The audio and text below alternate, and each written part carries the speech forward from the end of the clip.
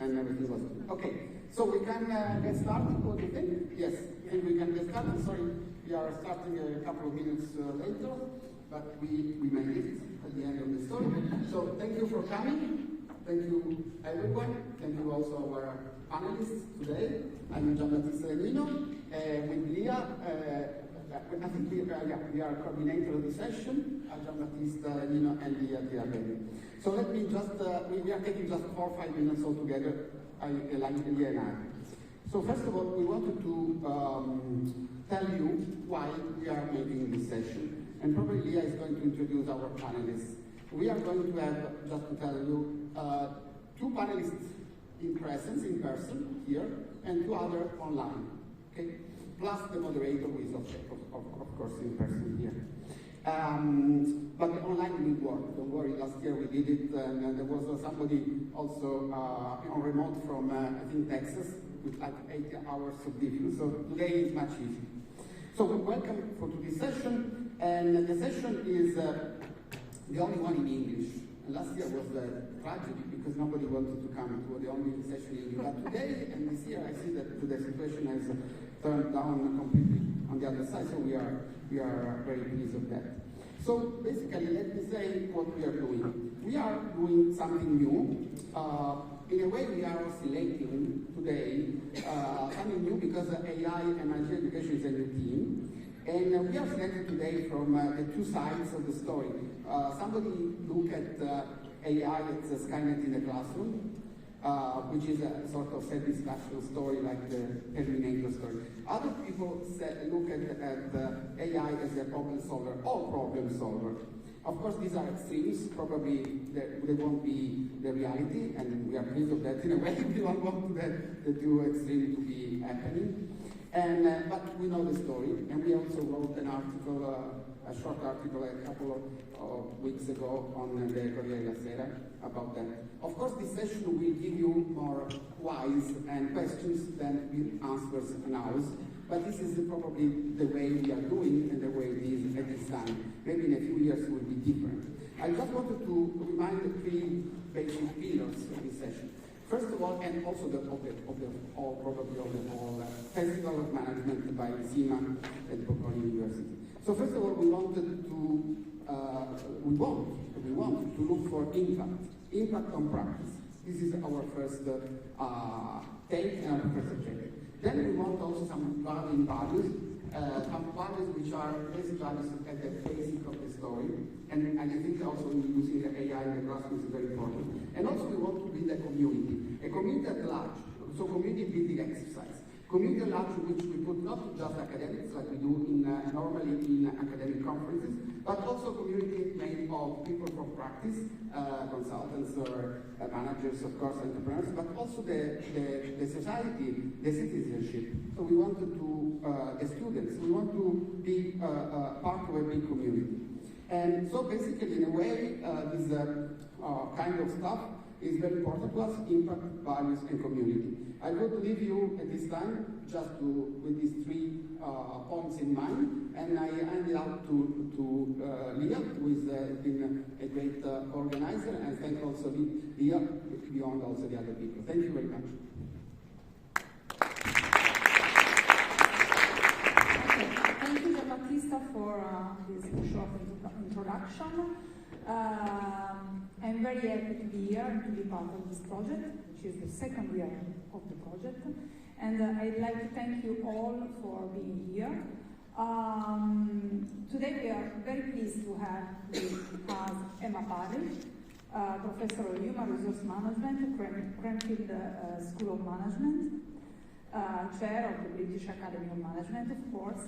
Then we will have Alex Brewer, who is not on site but online, from the Prime Principal of Responsible Management Education Institution. Then we will have Christopher Tucci, Professor of Digital Strategy and Innovation from the Imperial College Business School, which is also the Vice President-elect Program Chair of the Academy of Management. And then Federico Cavizza, which is Professor of Computer Science from the University of Milan Bicocca, and also the other affiliation is the Galeazzi Sant'Ambrogio Hospital, the Galeazzi Sant'Ambrogio Hospital. That's all. Finally, my special thank goes to Francesco Grillo, founder of Vision Think Tank and the editorialist of the Sole 24 Ore. Thank you, Francesco, for coordinating this session. And I hope that everyone will enjoy the session and the conversation after the session. Thank you very much.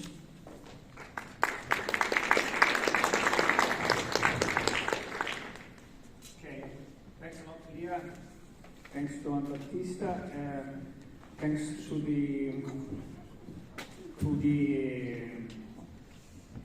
Society of Management. I didn't know it, but it's really a great opportunity to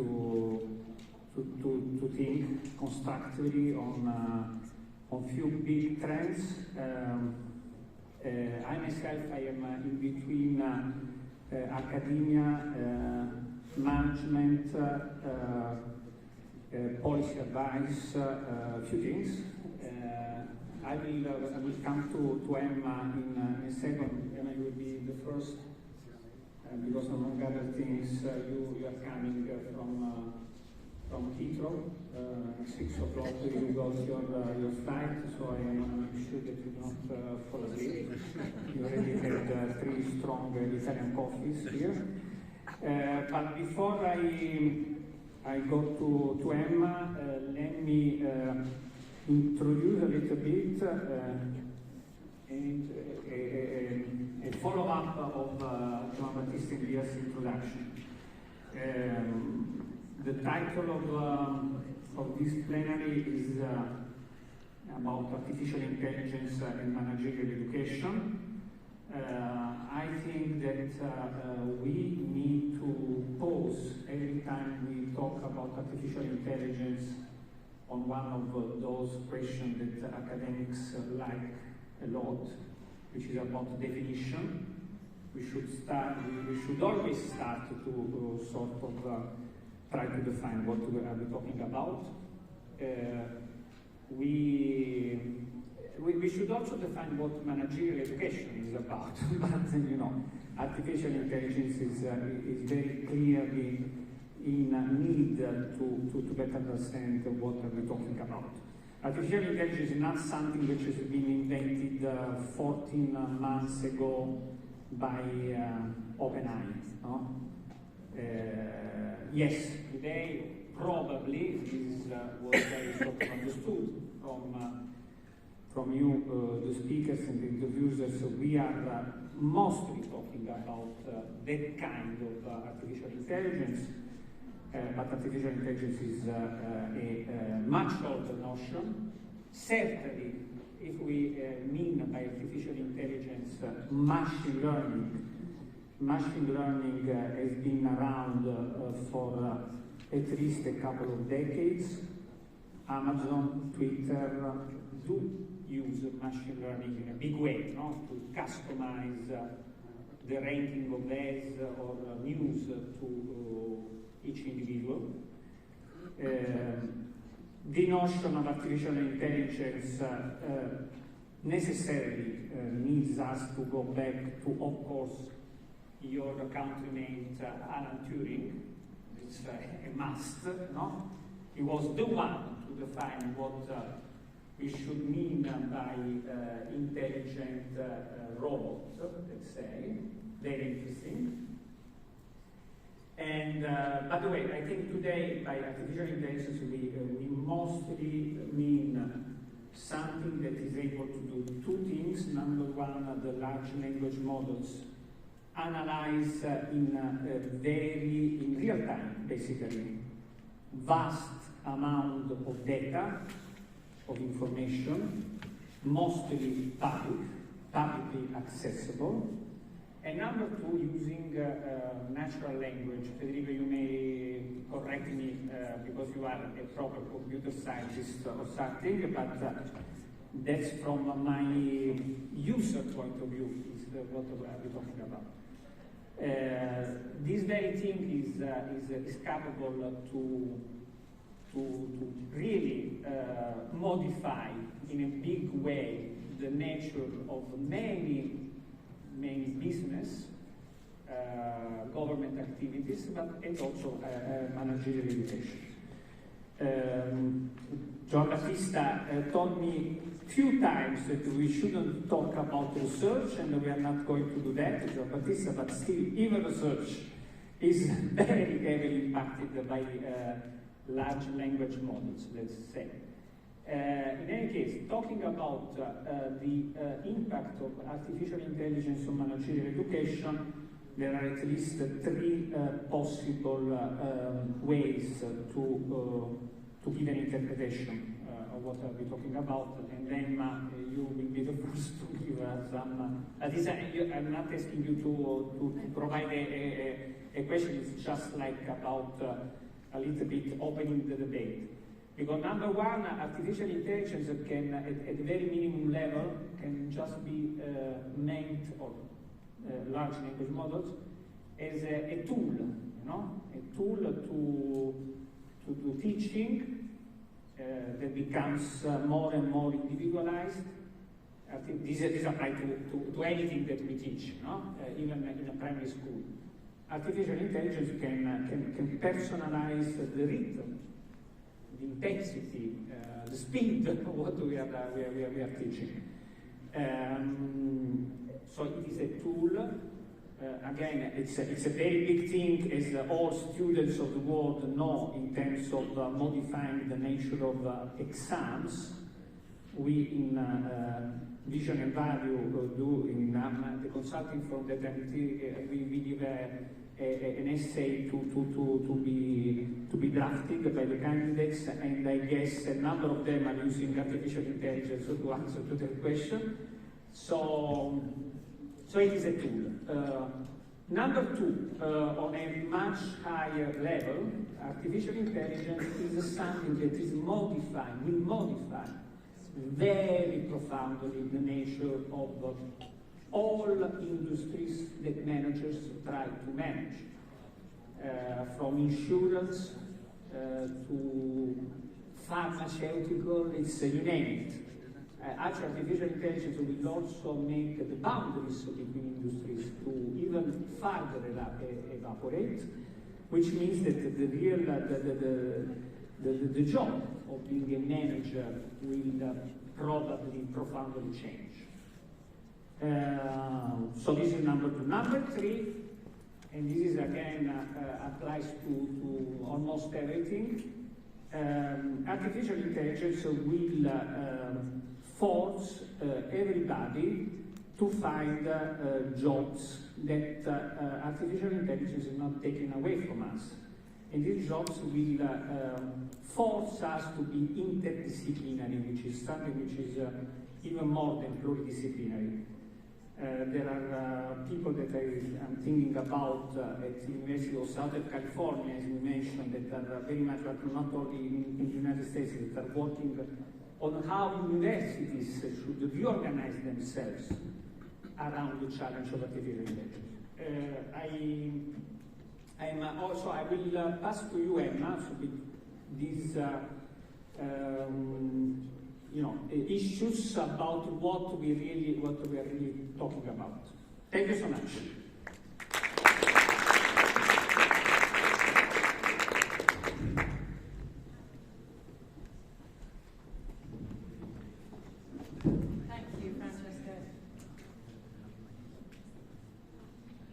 And just to say, I was on a very early flight this morning, but I've had 3 cups of coffee since I've been here, so that will be fine. Thank you for those comments. Just to say one more thing about my background before I just give my brief comments. I am not a computer scientist or a data scientist. I will leave that to Federico to talk more from that perspective.